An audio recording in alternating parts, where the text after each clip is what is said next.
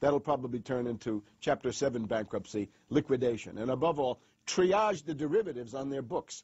There's no way to bail out a $1.5 quadrillion black hole of derivatives, but nevertheless they tried. They will, of course, try to regain some of this money back, but their debts, unlike any other period in history, are now a quantum size bigger than the entire global GDP by a factor of 50 to 100. It's almost infinite amount of debt. If you really look at the numbers, because of the massive, massive debt, and right now, total debt in this country is about 375% of the gross domestic product.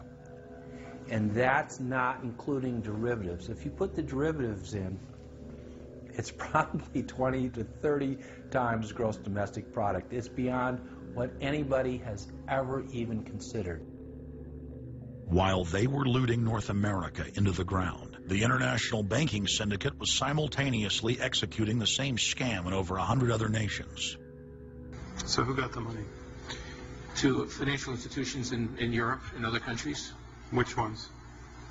I don't know. $500 billion and you don't know who got the money? Well, Obama's got one difficulty with this Congress. It's the number of freshman Democrats that got elected. Many of these people know that they got their seats from, and many of which got seats in the Senate and Congress from long-held Republican seats. They know that the people back in their states and in their constituencies will not tolerate this any longer. So up against the Republicans and the blue dog Democrats are these freshman congressmen, Democratic congressmen and senators, and they're not, they don't seem like they want to go along with the program. So if there's any hope, it'll come from these freshmen. The Constitution says no money shall be drawn from the Treasury but in consequence of appropriations made by law. This money is not drawn from the Treasury. Well, let's talk about that. Do you think it's consistent with the spirit of that provision of the Constitution for a group like the FMOC to hand out $500 billion to foreigners without any action by this Congress? Congress approved it in the Federal Reserve Act. When was that? Quite a long time ago. I don't know the exact date. 100 years ago. The original act is 1914, I believe. I don't know whether this provision was in 1914 or not, but the Federal Reserve Act was in 1913. All right, and at that time, the entire gross national product of this country was well under $500 billion, wasn't it? I don't know. Is it safe to say that nobody in 1913 contemplated that your small little group of people would decide to hand out $500 billion to foreigners? What the bailout legislation really did was give a blank check backed up by U.S. taxpayers to offshore megabanks. Of course, Congress has oversight. If you read the Constitution, our founders were very clear. Anything to do with taxes and money is put into the hands of both houses of Congress together. Both houses of Congress together must approve it. Because it's a buck, because that's why we fought the revolution. Taxation without representation was part of it. Foreign banks, Société Générale of France, about 10 billion for a French bank. Deutsche Bank of Germany. Did Deutsche Bank need the money? How much did they get from the bailout? Well, they told us they got 12 billion from the bailout. And Barclays Bank of Britain, 10 billion. So you're up to almost $50 billion to bail out a series of foreign banks that were derivatives counterparties of AIG, plus Goldman Sachs. This is the biggest swindle, not only in the history of the United States, this is the biggest swindle and transfer of wealth in the history of the Western countries. And we've seen all these cronies from Wall Street with the combination to the vaults around the country, and they've just looted the Treasury and the banks and the securities industry dry. This is by probably an order of magnitude the biggest fraud in history.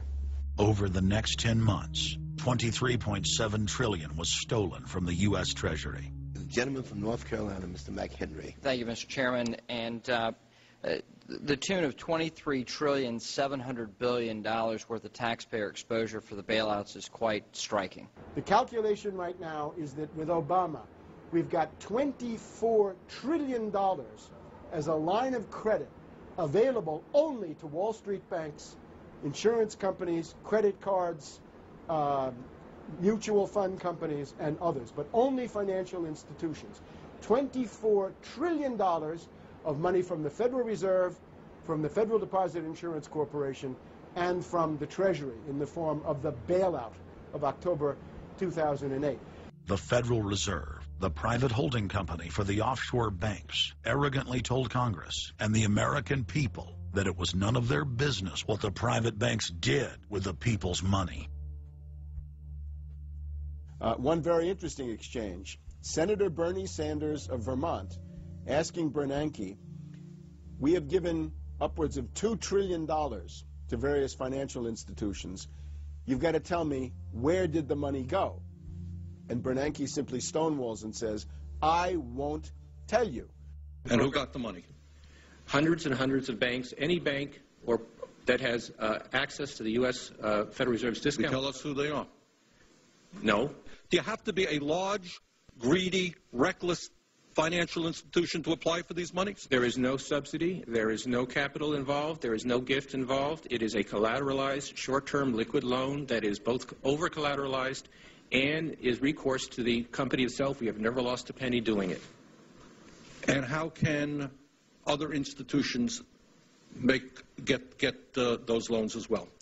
According to the law, we are supposed to be lending to depository institutions. Let me just say this, Mr. Chairman. I have a hard time understanding how you have put $2.2 trillion at risk without making those names available, those institutions public. And we're going to introduce legislation today, by the way, to demand that you do that. It is unacceptable to me that that goes on. Behind me, the Federal Reserve is probably the least transparent agency in the federal government. One could even argue that the Central Intelligence Agency is more transparent than the Federal Reserve. The fact is that the American people want to know more of the secrets of the temple, as the book was before you were born, The Secrets of the Temple. The Fed, as you know, is just a monopoly by the bankers. This is simply putting the foxes in charge of the hen house. Personally, I'd be in favor of Congress just nationalizing the Fed and getting the bankers out of there. They're just stealing from the American people. Put it directly in the hands of Congress and let Congress decide, rather than this cabal of bankers deciding their own rates of profit at the expense of the American people. Since the Federal Reserve's creation in 1913, patriots have labored tirelessly to alert the American people to the true nature of the Federal Reserve. Throughout its 90-plus year history, most Americans falsely believed that the Federal Reserve was a government agency. But today, scientific opinion polls show that the vast majority of the public is aware of the fact that the Federal Reserve is a front company for an offshore private banking cartel that dominates not just the United States, but almost every other nation on Earth. It's never been written about in any book that I've found as to who gave these guys the authority or permission to be the international bankers for the world. Why would you even need international bankers? Why would any government agree to use them? Why would you need to use them? Why can't any country create its own money? It tells you there was already an existing superstructure, already in existence, maybe 200-300 years ago, to give these guys permission to somehow be the overlords of all money for all countries. Polls also reveal that 75% of Americans demand a public audit of the secretive organization. By the summer of 2009, Congressman Ron Paul's bill to audit the Fed had gained more than 280 sponsors in the House. But the private Fed's high-powered lobbyists were able to block a vote on the bill in the Senate. That only piqued the public's interest. I have another amendment. I have been informed that the majority plans to block consideration of this amendment, which is number 1367. regarding the transparency at the Federal Reserve. Madam President, I'd like to call up Amendment 1367. Without objection.